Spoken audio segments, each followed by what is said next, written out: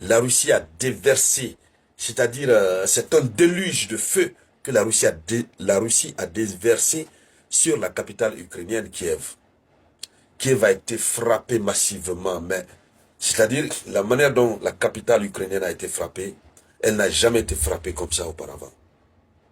Tout porte à croire que la Russie veut désormais faire taire tous ses ennemis. La Russie veut faire taire tous ceux qui disent pourquoi la Russie qui pensait se livrer à une promenade de santé, hein, Poutine qui pensait se livrer à une promenade de santé en Ukraine, qui pensait obtenir, récupérer l'ensemble du territoire ukrainien en 3 jours ou en 3 semaines. Pourquoi jusque-là il continue depuis 10 ans? On a vu, je crois que c'est un des responsables allemands qui l'avait dit. Donc, par rapport à tous ces propos, la Russie est très très révoltée. Jamais auparavant la capitale Kiev n'a été visée de cette façon. Les citoyens ukrainiens sont dépassés, déçus et dépassés.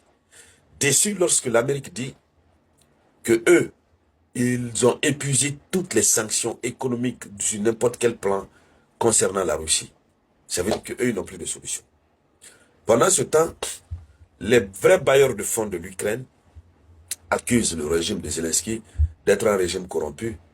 Le chancelier allemand Friedrich Merz accuse déjà, comment on appelle, il accuse Zelensky de ne pas lutter énergiquement, j'allais dire, contre la corruption.